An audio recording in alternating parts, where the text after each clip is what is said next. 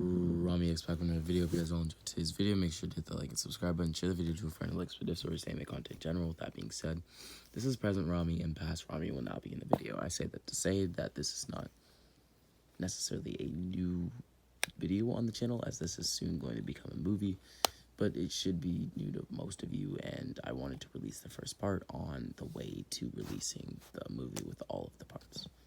That being said, I hope you guys all enjoyed today's video, and enjoy. 𝙎𝙗 back in a video. Please all enjoyed today's video. Make sure to hit that like and subscribe button, as it would be greatly appreciated by me, and I would just love it. With that being said, I do have a second channel, which if you like the content on here, and if you're a Naruto fan, then you would probably like the content on there, as well as the fact that if you're a One Piece or even Dragon Ball fan, you would probably like the content over there as well, as I do cover those animes in addition to Naruto. Also do other what-ifs, so to speak. And with that being said, yeah, make sure to share the video with your friend like so this, just anime content in general. And we can now get into the video. Now, for basis of this what-if, we will explain Izanagi, but in another part. First, I want to lay out the groundwork, and soon you'll start to understand, or maybe at least get a brief understanding of the Izanagi, but eventually I'll actually explain it. Now, with that being said, how we'll explain it, I cannot disclose at this moment, but we will start the what-if. Naruto Uzumaki, a boy without parents in this timeline, orphaned at a young age. His mother being Kushina Uzumaki, a jonin of the Leaf Village, and the Nine Tails' former Jinchuriki, with Naruto being the current. Which then leads into his father, the fourth Hokage, who sacrificed his life to save Naruto. Or you could also say the village, as he was kind of putting the Nine Tails within Naruto to save the village, but at the same time, if Naruto is attacked by neighboring villages, that would technically be something that Minato's preventing by putting the Nine Tails within Naruto. For example, what I'm trying to say is that Minato is dead, and Kushina is dead, which you most likely know. With that being said, Naruto would grow up in the Leaf Village, as he would be bullied, hated, and spit on, stoned. Nobody liked him, nobody played with him, and nobody cared for him except for a select few, most of which he didn't know, like people like Hinata, and later on people like Iruka, who he later learned to trust, love, and they soon had a father-son relationship, as we do actually see Naruto have, I guess you could say, Iruka be his father figure at his wedding, which is interesting, so to speak, for a lack of a better word. Now, with that being said, Naruto did have people supporting him, like Hiruzen, who paid for all of his bills, basically, in his apartment, but besides that, he was pretty lonely. Now, how do we get Naruto to have the Izanagi, as it is a Sharingan-based technique? Well, in my mind, this is actually pretty simple, but we must first put Naruto in a library. And how is that going to happen? How is the knucklehead ninja that we all know and love and have grown to love going to go to a library in the first place? Especially if it's far before, say, Shippuden, or far before Naruto even becomes a genin. Well, this is how. Naruto would encounter a bully who had just recently stopped at the library and learned a new jutsu. The bully would smirk. "I've been dying to try this out on you. Years ago, when you were born, my father died. Died so that you could be born." Of course, this wasn't actually the case, but this is what the boy thought, who was about to attack Naruto, due to the fact that when Naruto was born, his father had died, and he kind of just blamed the Nine Tails on Naruto, like most of the villagers did. This boy would then rush towards Naruto, grabbing a kunai that he had picked up from a local store around the corner from where he was, as Naruto would be defenseless, unable to do anything, At this moment, the Ninetales was sleeping, not caring for Naruto. He had no interest in a boy who was, well, not even above the age of 6. With that being said, Naruto would stand no chance in this fight. He would try to punch back, trying to even kick and flail his arms relentlessly, but there was nothing he could do. He was too weak, he was outmatched, and the boy he was fighting was honestly just too skilled for him at the moment. He was also out-weaponed, if you want to call that a thing, as he had no weapons and the boy did. With that being said, the boy would then use the jutsu he was working on, the wind-style air bullet. This would send Naruto flying into a nearby tree, knocking him out. But before he fully passed out, before he blacked out, you could say even, the boy who was attacking him, which we will label as the bully, would speak. The bully would then say that he learned this all from the library, and that kids who don't go to the library are weak like Naruto. He learned that at a young age, and now he's been able to prove it. Naruto would hear this, as he would black out, or pass out, for lack of a better term. Naruto would wake up near the same tree as he would walk home. He would then pour himself some milk, remarking to himself that he once heard that milk is great for the bones and helps you grow even. Little did Naruto know that this milk was actually rotten, spoiled even, as he would immediately have to go to the bathroom, spending quite some time in it. Naruto would then come to the realization that he was out of toilet paper, as he would save up enough money to go grab some. He would also grab some ramen with a coupon he had, as he and Tucci, the ramen guy, if you want to call him that, would have a chat. Naruto would ask Tucci something, as Tucci would be intrigued by Naruto asking this. Naruto, the, usually rambunctious little kid he knew, why was he asking this? As Naruto had asked, do kids who go to the library, do they get special powers? Now, special power or special powers is the thing that Naruto had thought this bully who beat him up had used, as he didn't actually know what a jutsu was at this point in time.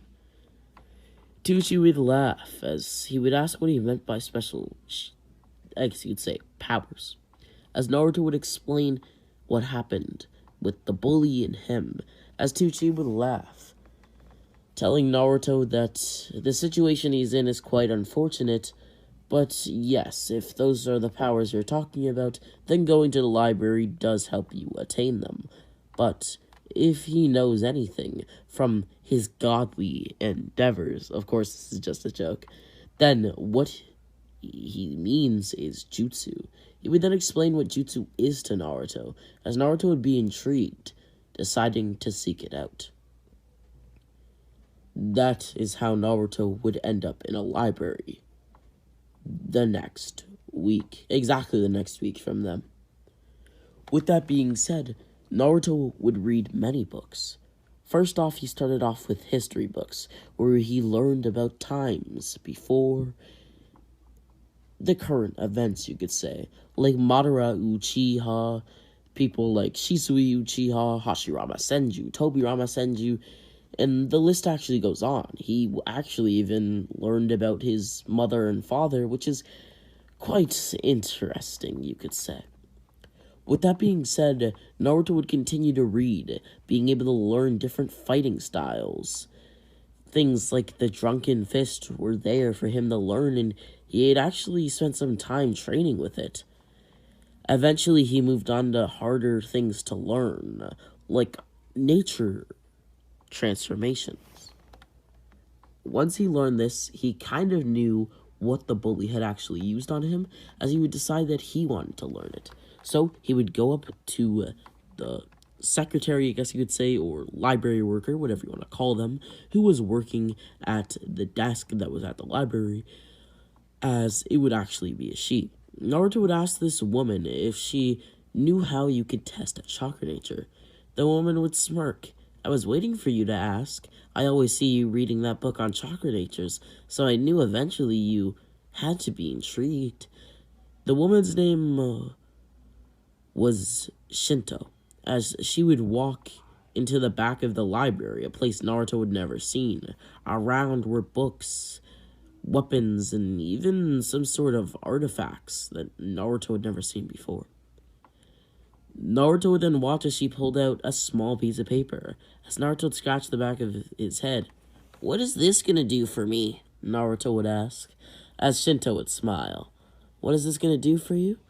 Well, grab it and tell me what happens." Now, the process of Naruto, doing the thing that allows you to see his chakra nature would happen and would unfold as we would realize that Naruto has not one, but in this timeline, 3 chakra natures. Now you may be asking, how is this possible? Well, easy. This is a different timeline, but also because his parents had one or both of these chakra natures. Now, the first one is wind style. I think that's pretty self-explanatory. This is Naruto who we're talking about. But the second would be fire style, and the third, lightning style. Now, the woman would laugh as she wondered who Naruto was. What lineage did he have? 3 chakra natures is quite rare, especially in such a small boy, who, well, at least to her, did not heir from any clan, at least on the outside. Unless you were to compare Naruto to, say, the Yamanakas, and even then, most of the Yamanakas have a different shade of blonde. We see, with the same shade of blonde as Naruto, but it's kind of different. And we see, Ino's father, Jin, have a much different shade of blonde. Now, with that being said, I don't want to touch upon that too much, but Naruto would start to learn a lot. After this day, he would train, but he ran into a stump, or a roadblock, you could even say. His chakra control was off whack, doo-doo, trash, whatever you want to call it for the word, right? It was complete garbage. He could not control his chakra. No matter what he did, no matter what he tried, it was unreasonable. So he went to the person who he saw as most skilled. Not to Shinto, who he had only met a few days ago, but instead to 𝙎𝙈𝙊𝙊𝙏𝙃, the 3rd Hokage of the Hidden Leaf Village, 𝘾𝙍𝙄𝙈𝙊𝙃𝙃. So, as he went to him, he thought, would 𝙎𝙈𝙊 help him? Did he care for Naruto wanting to learn? And this really wasn't something Naruto would press on too much, as he would ask the question to the 3rd Hokage, who would gladly accept to teach Naruto some ways to learn chakra control. As if you didn't get the memo, Naruto was asking on some ways to learn chakra control, or to help him learn it, you could even say. With that being said, 𝙎𝙈𝙊 would help him like I explained. Basically, 𝙎𝙈𝙊 would give Naruto 3 things to work on. The first were 2 wires.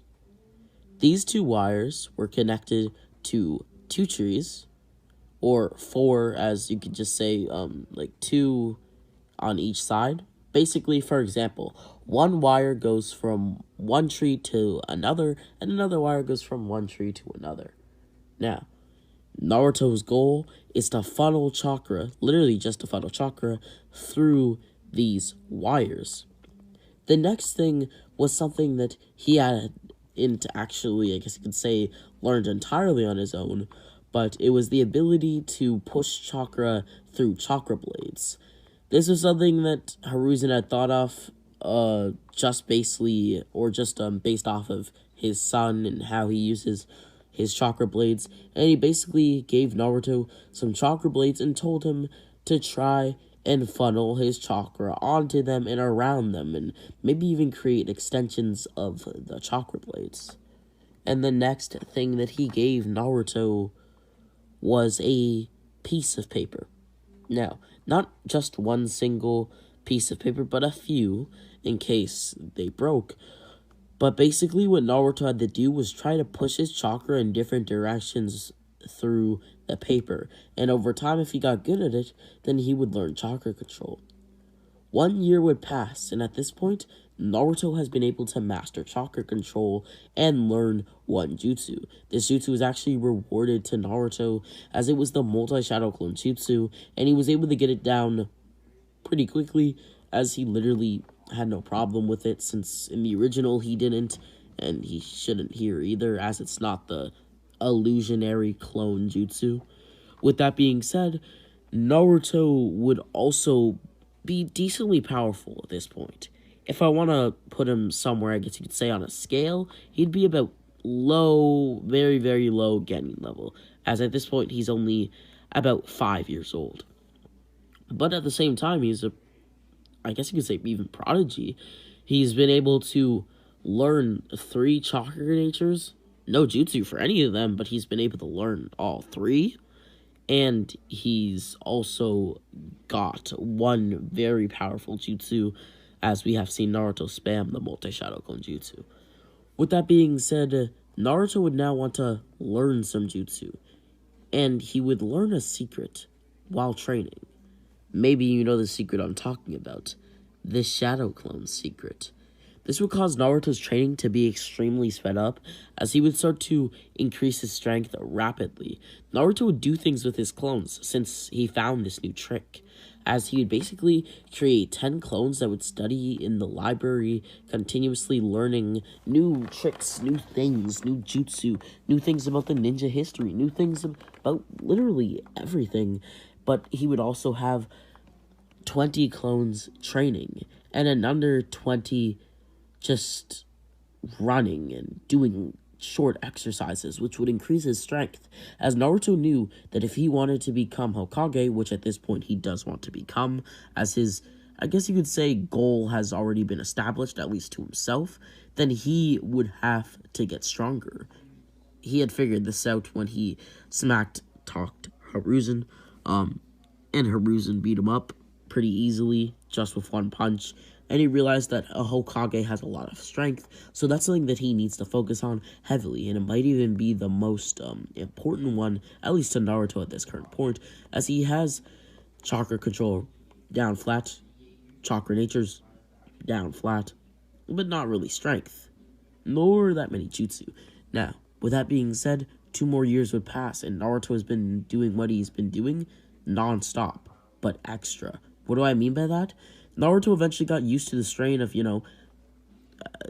10 to 20 clones at the library, 10 to 20 clones training, and, anywhere from 10 to 30 clones exercising. And eventually he was able to ramp that number up to where he actually had 50 clones doing each thing, while he basically just ate ramen all day. Why ramen? Because it actually helped him with training. Naruto actually knew of its benefits. I explained how Naruto was actually at the library doing things like reading books. He was able to learn nutritional facts. And what does ramen have in it? It has something known as carbohydrates. Okay, carbohydrates aren't the most healthy thing. Actually, I strongly suggest going against carbohydrates, as they're not that great for your health in high quantities. Now, Naruto is consuming a lot of ramen, but he's not doing things just, like sitting on the couch. He's training, and carbs are very good for training. So this would just be a great thing for him. But he'd also mix his ramen in with meat and eggs. He would also be able to earn a little bit more cash, I guess you could say, from Hiruzen, as through the library, he had been able to learn that there are other ways to make money than just sitting around for an old man to give it to you. And that is by actually doing things for the money. Now, I'm not saying Naruto just, sits around and waits for Hiruzen to give him money, but you guys get my point. At least I hope so. With that being said, Naruto would have a great time. He was so happy that he was progressing so quickly until he hit a stump.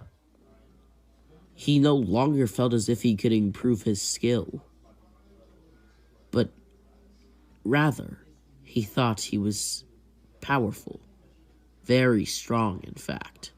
Strong enough that he thought that he could challenge a Jonin. Which Jonin, you may ask? Jonin of the Leaf Village. 𝙎𝙎𝙈𝙊𝙃.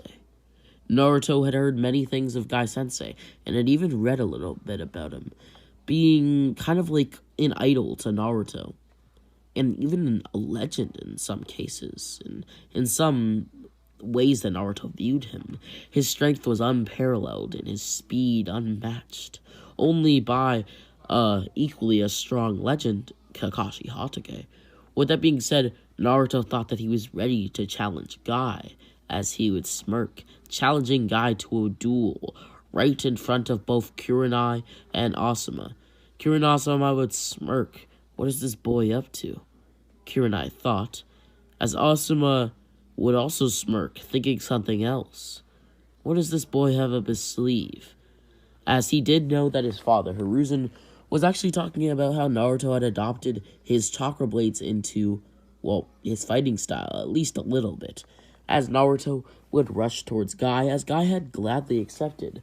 Why would he not accept a fight, especially if he knew he could win, with his opponent being the shrimpy-looking kid, Naruto? Naruto would then fight Guy, as they would have a massive duel. Naruto would rush around Guy, clashing chakra blade to fist. Naruto was surprised at how powerful Guy's fist was, as Guy would toy around with Naruto, as they would basically be even, but of course this is a guy who's very low diffing Naruto, like he's not even trying at all. But Naruto's pouring basically everything into this fight. With that being said, Naruto would then watch as Guy would kick him away. Guy would then smirk, telling Naruto that he should try to reach this level of strength, yelling out, "First gate, open." The first gate of opening would open for him as he called for it.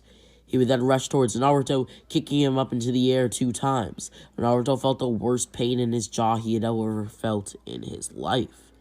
As he would then watch as Guy spin in the air, Naruto couldn't react. He couldn't move, he couldn't dodge, his body stunned from the pain that was inflicted upon his jaw. Guy would then yell out, "Because I am the green beast of the leaf, 𝙎𝙎sensei." Guy would then slam Naruto down into the ground as Naruto would look above him. He was now back to the ground. Basically, what I'm trying to say is that if you're laying down in bed, that was basically how Naruto was. He was laying on his back. Naruto would then look above him. His eyes blinked slowly. He felt his body going numb, as if he were about to pass out, as Guy would smirk. "Are you okay, Naruto?" Guy would ask, as Naruto would hold on to his consciousness. He couldn't lose, just not yet. He had to stay in there just a little longer.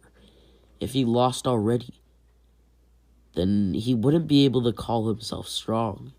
He wouldn't be able to say that he made true progress quickly, because what it looked like to him was that he was losing, that he was weak, not strong enough to tangle with a true beast in the forest. For a analogy, so to speak, Naruto had now seen himself as a monkey, whereas Guy would be a tiger. Naruto would then ask Guy how he got so strong, as Guy would be utterly surprised that Naruto was still awake. He had surely thought that Naruto had passed out from the pain. Asuma would then watch as Naruto pulled both of his chakra blades close to him and close to his mouth. Naruto would then start to move the chakra blades slowly, as Asuma wondered what Naruto was doing. Naruto would then slowly blow air onto his chakra blades, as the air would swirl around them, creating a sort of wind tunnel around his blades. Naruto would then slowly stand up on his feet, as the Guy's gate aura would disappear, even though there was none of it to begin with. I guess you could say the presence of the gates would disappear, as Guy would look at Naruto with a smile on his face. He was proud that Naruto was so strong-willed, and knew that Naruto would be the backbone of the next generation someday, as he would ask Naruto, or I guess you could say even tell Naruto, that he can get a hit on him. Just one hit. Naruto would fall on his knees. He felt so weak, but he knew that he had to take this opportunity. Naruto would then pour all of his power into this technique, as his chakra blades would grow in size. Asuma was surprised at how big they were. They were even bigger than anything he had ever made at the current time. He would then rush towards Guy, as Guy would start to get a little bit afraid, but wouldn't break his promise. Naruto would slam his chakra blades into Guy, as Guy's eyes would roll into the back of his head. This would cause Guy to go flying into a tree, spinning in the air and slamming into it. This would then cause Guy to pass out, leaving Naruto to a win, so to speak. Naruto's chakra blades would then fall off of his hands. He felt weak and could no longer fight. He would then grit his teeth, falling on his knees as he would punch the ground below him. No, I didn't win, he would start to cry. Kurenai and Asuma would ask what was wrong, as Naruto would yell out, "Did you not just see our fight? I didn't win. I didn't even get close to it." Well, for a kid who's not even 8 years old, you did pretty well. No. I did subpar at best.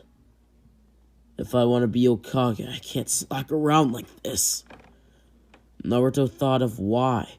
Why did he take the opportunity to hit Guy, even though Guy gave him the opportunity? Why was he so sad? But he found the answer.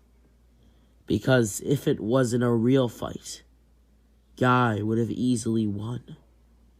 Guy, right there and then, had the ability to destroy him, to beat him, even to kill him.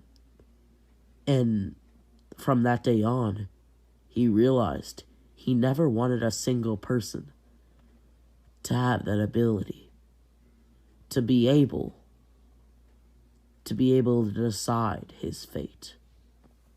And with that being said, this has been 𝙎𝙊𝙊𝙃𝙃. I hope you guys all enjoyed today's video. Make sure to hit the like, subscribe button, as it would be greatly appreciated. Please tell me how you guys' Thanksgiving was. Mine was pretty great. But with that being said, 𝙎𝙊𝙃𝙃. Oh.